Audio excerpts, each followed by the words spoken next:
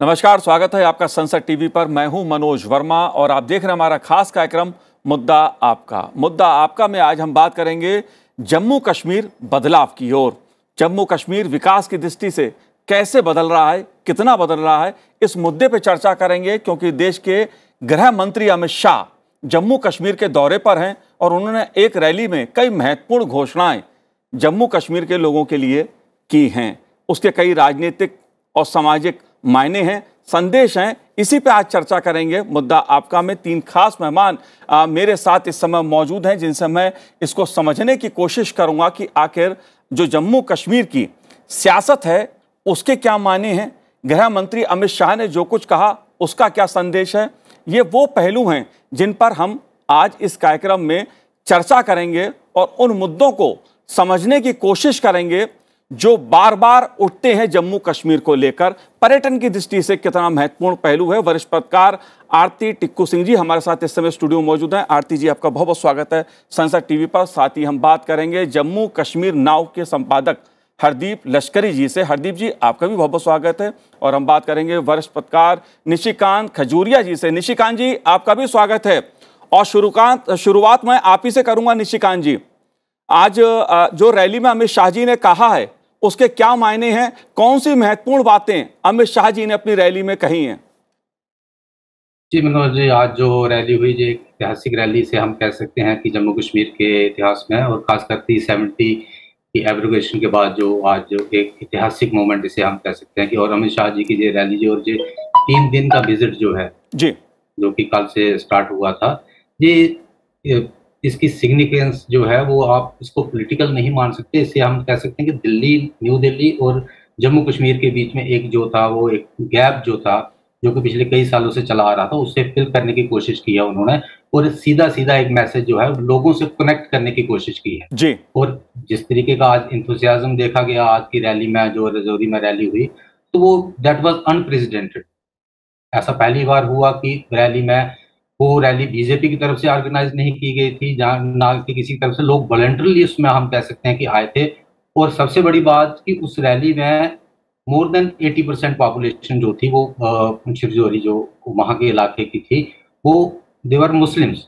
जी, सीधा एक कनेक्ट करने की कोशिश की गई थी कि दिल्ली द्वारा, होम मिनिस्टर अमित शाह जी द्वारा, कि जम्मू कश्मीर के लोगों के साथ कनेक्ट करने की। कहीं पर भी इसमें बीजेपी का रोल जो था वो नहीं था। जी, हम इसकी साफ जो झलक जो थी वो देखने को मिली, जबकि स्टेज पर भी वहां पर हमें अमित शाह जी के साथ वहां पर वो हमारे लोकल जो एमपी हैं, जुगल किशोर शर्मा, डॉक्टर जितेंद्र सिंह जो कि सेंट्रल में मिनिस्टर भी हैं, और जो न्यूली अपॉइंटेड जो जिनको किया गया राज्यसभा में लिया गया है, गुलाम अली, इंजीनियर गुलाम अली, उनको उनको स्टेज पर बिठाया गया। कहीं पर भी बीजेपी के झंडे जो थे, जो लोग वहां पर आ रहे थे रैली में, रैली देखने के लिए, जो जिनके हाथों में बीजेपी के झंडे थे, उन लोगों को साथ में अपने साथ झंडे नहीं लेने दिए गए। जी, एक इंथुजियाज्म था लोगों में जाने के लिए कि अमित शाह जी क्या कहते हैं, और जिस तरीके से अमित शाह जी ने रैली को एड्रेस किया, वो सीधा लोगों के साथ उन्होंने कनेक्ट करने की कोशिश की।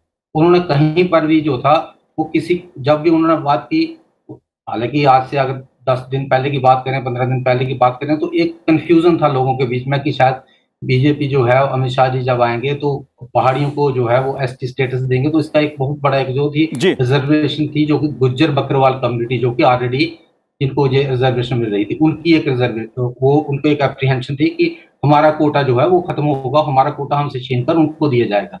लेकिन जब भी उन्होंने बात की आज की रैली में, तो उन्होंने दोनों बातें कही। कहीं पर भी उन्होंने कहीं गुज्जर बकरवाल का अकेले नाम नहीं लिया, जब पहाड़ी का नाम नहीं लिया। उन्होंने जब भी कहा, उन्होंने कहा गुज्जर बकरवाल और पहाड़ी, यानी जी, सीधा मैसेज देने की कोशिश की गई कि सभी लोगों को एक साथ लेने की। और रैली के बाद जो लोगों की जो रिएक्शन थी वो बहुत ज्यादा पॉजिटिव थी। लोग इतने ज्यादा खुश थे कि वो कहीं पर भी जो एक नेगेटिविटी देखी जा रही थी कुछ समुदायों के लिए, गुज्जर्स के लिए, ये देखा जा रहा था कि वो शायद पहाड़ी जो हमका कोटा जो छीन जाएंगे, जहाँ पहाड़ी जो समझते थे कि गुज्जर हमें अपोज कर रहे हैं, वो चीज जो थी वो बिल्कुल खत्म की। जी, अमित शाह जी ने सीधा लोगों को एड्रेस किया और सीधा लोगों के साथ कनेक्ट करने की कोशिश की। जी। बिल्कुल एक ये महत्वपूर्ण पहलू है आरती जी कि लोगों के साथ सीधा संवाद। और एक गैर राजनीतिक अगर रैली होती है, आमतौर पे यह माना जाता है कि जब राजनेता जाते हैं या कोई मंत्री जाता है तो राजनीतिक उसका बिल्कुल केंद्र बन जाता है। लेकिन अगर अमित शाह जी की रैली में बात जम्मू कश्मीर के विकास की हो रही है, हर तबके के कल्याण की हो रही है, कल्याणकारी योजनाओं की हो रही है, एसटी आरक्षण की बात हो रही है कि जो जम्मू कश्मीर के पिछड़े लोग हैं, जो पिछड़े तबके हैं, उनका भला कैसे हो। इस पहलू को आप कैसे देखती हैं? क्योंकि जिसने भी देखा इससे पहले 370 से पहले जम्मू कश्मीर को एक राजनीतिक चश्मे से देखा।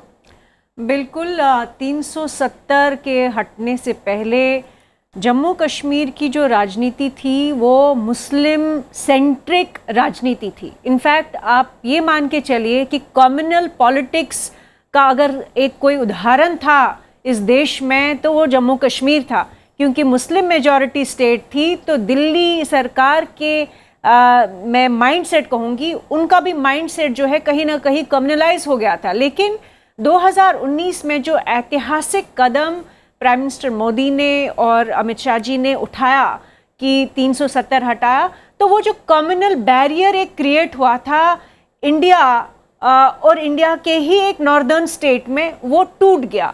और आज की जो उन्होंने आज की जो रैली की है और संबोधन उनका मुसलमान का जो एक डोमिनेटेड एरिया है, वहाँ पे मुसलमान लोग जो जैसे कि निशिकांत ने बताया कि स्टेज पे भी वही थे, तो वो इनफैक्ट सबसे बड़ा मुझे लगता है एक शिफ्ट है JNK के इतिहास में। क्योंकि देखिए कश्मीर सेंट्रिक पॉलिटिक्स रहा एक मेन फीचर पिछले 75 साल में। जितने भी रिप्रेजेंटेटिव्स थे, जितनी भी पॉलिसी जम्मू कश्मीर की बनती थी या जितने भी डिसीजंस लिए गए, वो कश्मीर सेंट्रिक लीडरशिप ने हाईजैक किए। कश्मीर सेंट्रिक लीडरशिप ने ब्लैकमेल किया 370 को इस्तेमाल करके।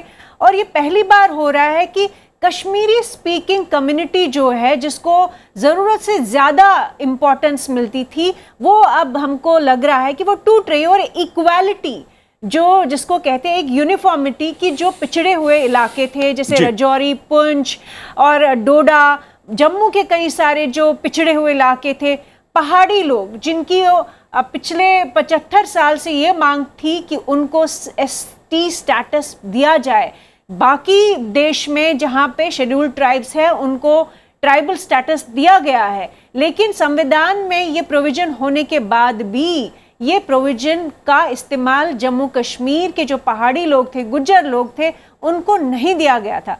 तो पहली बार अब जो हो रहा है ये दर्शाता है कि इंडियन कॉन्स्टिट्यूशन, संविधान के जितने भी प्रोविजंस है, स्पेशली इक्वालिटी के लिए, फ्रीडम के लिए, फंडामेंटल राइट्स के लिए, वो अब जम्मू कश्मीर के जो पिछड़े हुए लोग हैं, रीजन्स है, उन तक वो संविधान के कानून पहुंच रहे हैं। और वही अमित शाह जी के रैली का मकसद था, वही अमित शाह जी की रैली का मुझे लगता है कि इम्पोर्टेंस है, वही एक शिफ्ट है पूरे इतिहास जम्मू कश्मीर के। लश्करी जी, अगर बात अमित शाह जी के इस जम्मू कश्मीर के प्रवास की जाए, जाहिर सी बात है उन्होंने विकास पर फोकस रखा है। जो कश्मीर के ऐसे तबके हैं जिनका अभी तक उनको उन्नति, जो भागीदारी है उसमें नहीं मिल पाई थी, आप कैसे देखते हैं इस पहलू को? क्योंकि ST वाला जो पहल है सरकार की तरफ से एक महत्वपूर्ण उसे माना जा रहा है, और ये कहा जा रहा है कि अगर 370 नहीं हटता, अनुच्छेद 370 को नहीं हटाया जाता, तो जो महत्वपूर्ण काम इस समय हो रहे हैं वो संभव नहीं थे। जी, इस रैली का जो एकमात्र मकसद था वो यही था, वो उपेक्षित समुदाय, वो उपेक्षित क्षेत्र जो कि आर्टिकल 370 हटने से पहले, जैसे कि आरती जी ने कहा, कि कश्मीर केंद्रित था। राजौरी एक ऐसा क्षेत्र है जो दुर्गम पहाड़ी क्षेत्र है, वहां पर रहने वाले जो समुदाय है, पहाड़ी समुदाय है, गुज्जर हैं, बकरवाल है, इनको आर्टिकल 370 हटने से पहले गुज्जर बकरवाल ST में जरूर थे, लेकिन उनको पॉलिटिकल रिजर्वेशन नहीं था। पहली बार पॉलिटिकल रिजर्वेशन कब मिला? जब DDC चुनाव 2020 में होते हैं, तब DDC उसमें 6 सीटें, 2 सीटें जिला अध्यक्ष को, 20 में से 2 सीटें, 2 SC को, 2 ST को, महिलाओं को 6 सीटें, 33% आरक्षण मिलता है। ये एक बड़ी बात पहली बार हुई थी आर्टिकल 370 हटने के बाद। इसमें एक बड़ी मांग और थी कि पहाड़ी समुदाय है जो कि उसी पीर पंजाल क्षेत्र में रहता है, जिसमें पुंछ है, राजौरी है, कुपवाड़ा है, बारामूला है।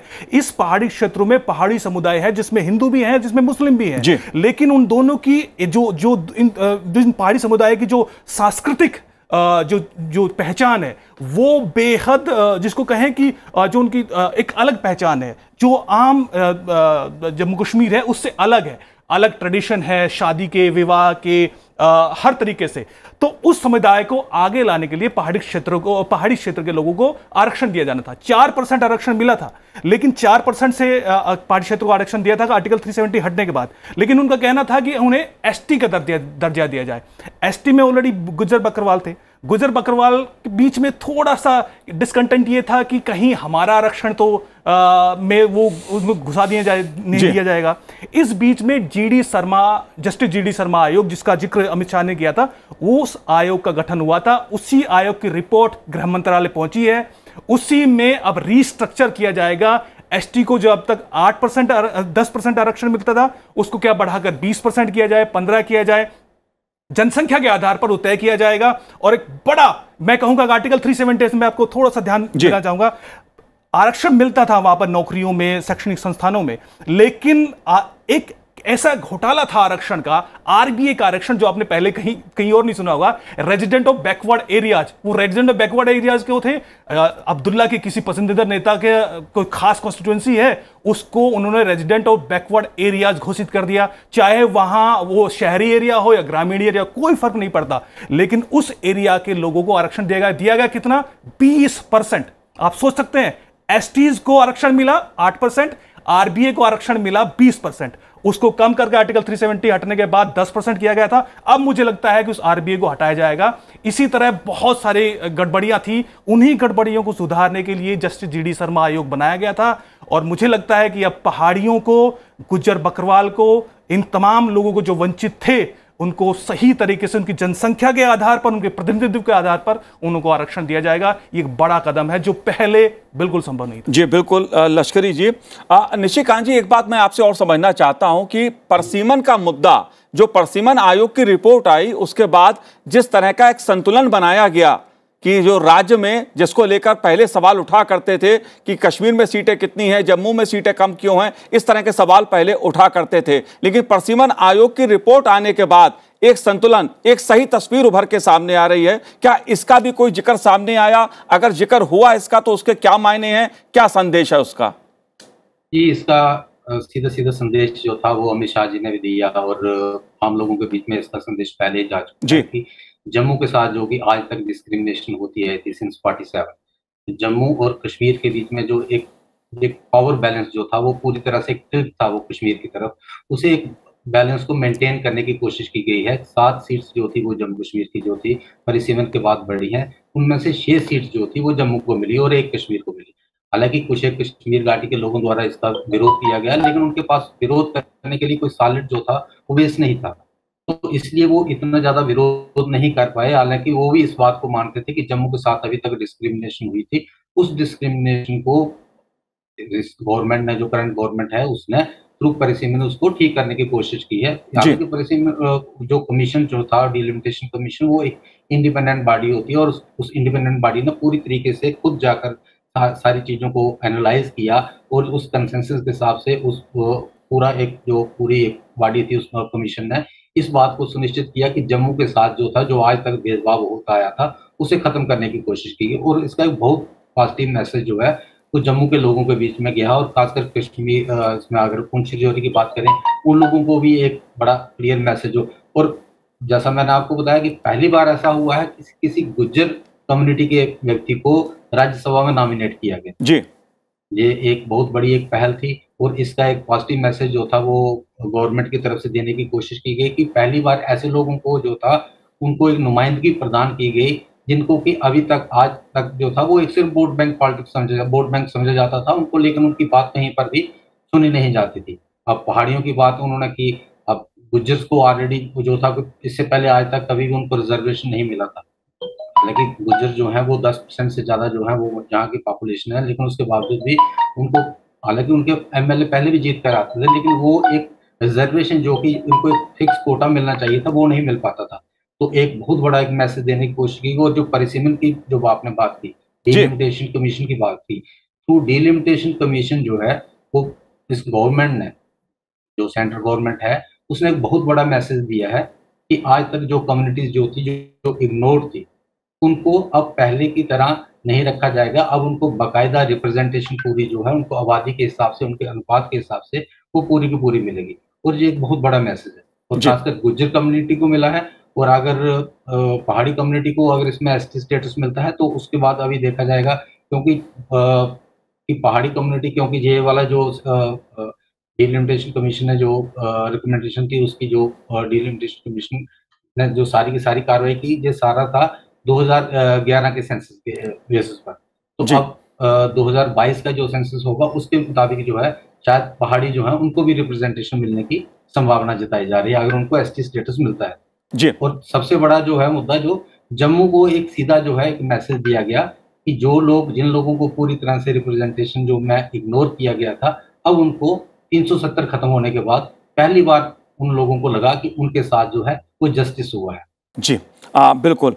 लेकिन एक मुद्दा जो बार बार अमित शाह जी की तरफ से उठाया जाता है, 3 परिवारों के हाथ में सत्ता की चाबी थी जम्मू कश्मीर की, लौट फेर के सत्ता इन्हीं परिवारों के इर्द गिर्द घूमती थी। इसके क्या मायने हैं? इस बार भी अमित शाह जी ने निशाना साधा है।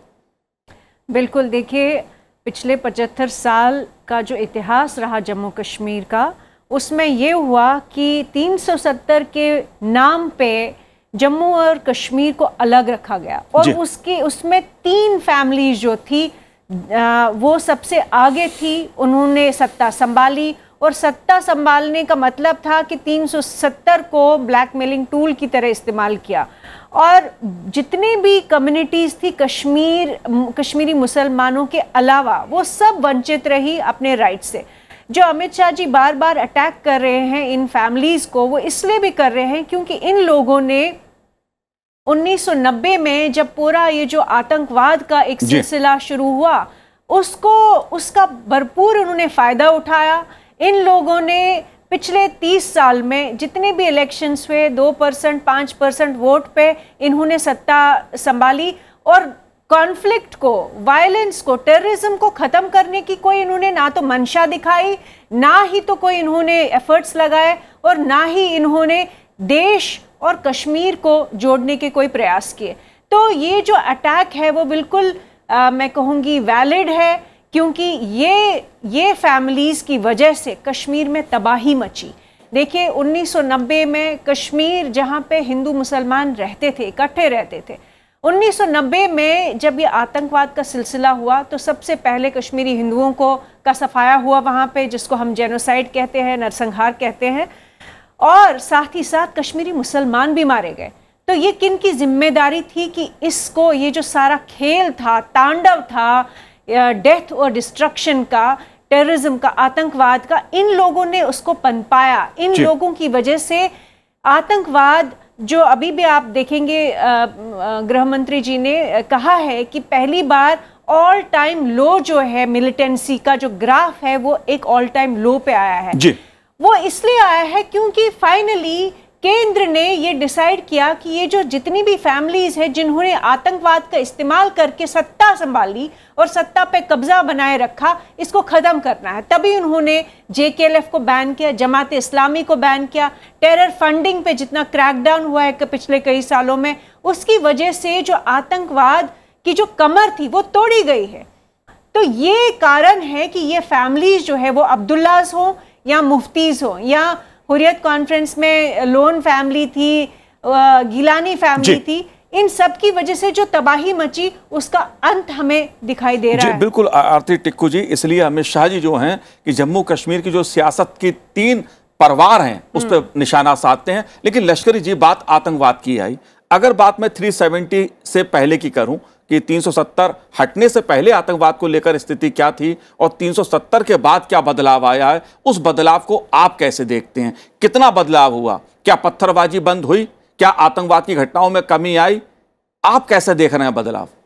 जी, कुछ आंकड़े खुद अमित शाह ने भी आज जनता के सामने रखे।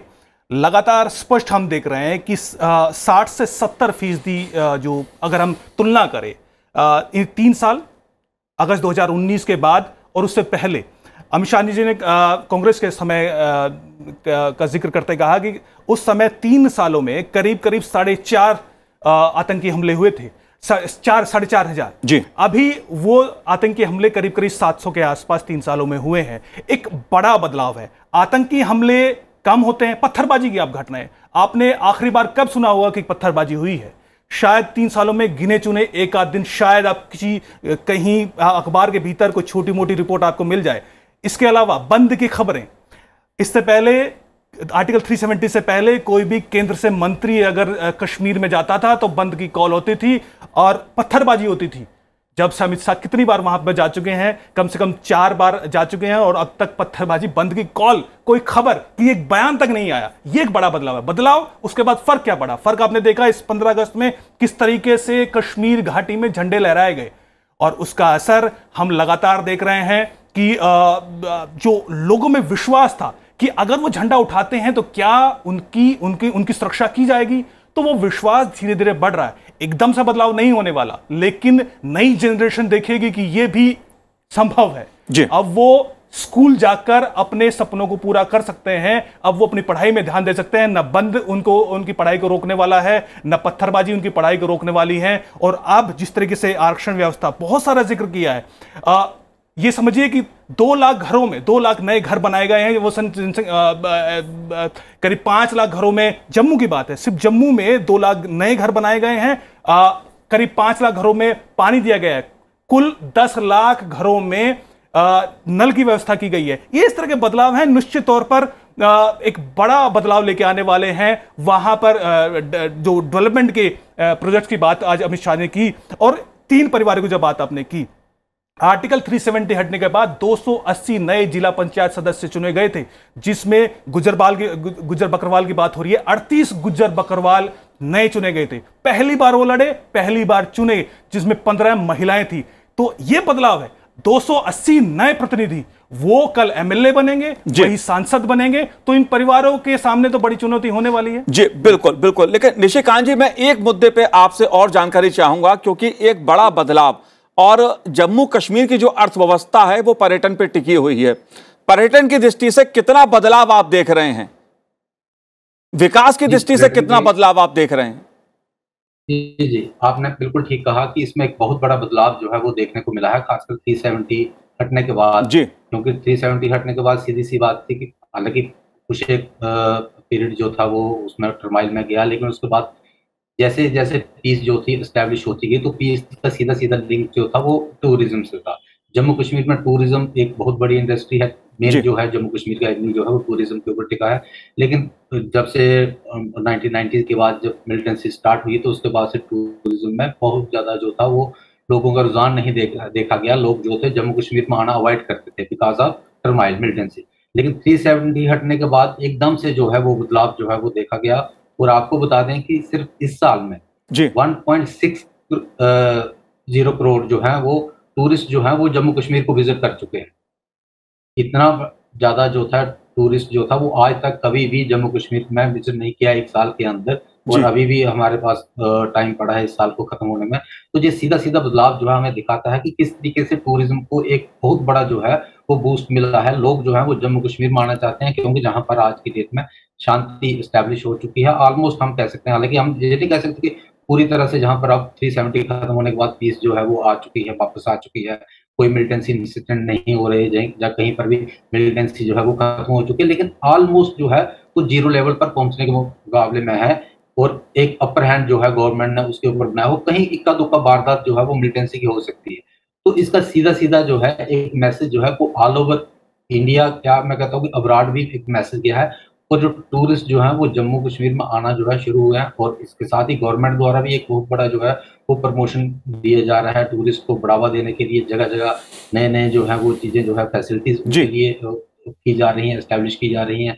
लोगों को किस तरीके से अट्रैक्ट किया जाए जम्मू कश्मीर में, इसके लिए हमारे लेफ्टिनेंट गवर्नर मनोज सिन्हा जी बहुत ज़्यादा एफर्ट कर रहे हैं पूरी तरह से गवर्नमेंट के लिए। और सेंट्रल गवर्नमेट द्वारा इसके लिए एक स्पेशल जो है वो पैकेज भी देने की कोशिश की जा रही है। लोगों को किस तरीके से जम्मू कश्मीर में फिर से जम्मू कश्मीर का जो गोल्डन एरा जो है उसको फिर से वो एक वापस लाने के लिए, जबकि जम्मू कश्मीर एक टूरिज्म के लिए जाना जाता था, ऑल ओवर वर्ल्ड जाना जाता था, उसको एक रिवाइवल का हम कह सकते हैं कि शुरुआत हो चुकी है 370 खत्म होने के बाद।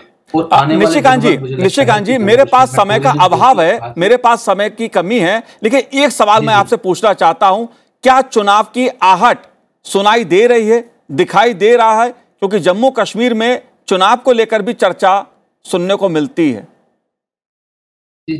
जम्मू कश्मीर में चुनाव को लेकर चर्चा तो काफी देर से चली आ रही है, लेकिन जिस तरीके से आज अमित शाह जी के आप भाषण की बात करें तो उन्होंने कहीं पर भी चुनाव की बात नहीं की जी, उसका सीधा सा इतना कि वो चुनाव की जो असेंबली इलेक्शन जो है वो जम्मू कश्मीर में कब होंगे इसके बारे में सिर्फ कयास लगाए जा सकते हैं। हालांकि उसके लिए इलेक्टोरल रोल रिवीजन जो है वो उसका काम जो है वो खत्म होने को है, पूरी तरीके से सरकार द्वारा पूरी तरीके से तैयारी है, लेकिन अब मुझे लगता है कि शायद मार्च अप्रैल में सरकार द्वारा इसमें इलेक्शन जी, जाहिर सी बात है, वो चुनाव आयोग का काम भी है कि चुनाव आयोग परिस्थितियों को देख के कब वो फैसला लेता है और जो सरकार है वो किस तरह से आगे बढ़ती है इस मुद्दे पर। बहरहाल मेरे पास समय का अभाव है, आप तीनों ने इस कार्यक्रम में भाग लिया, चर्चा की, बहुत बहुत शुक्रिया संसद टीवी से बात करने के लिए।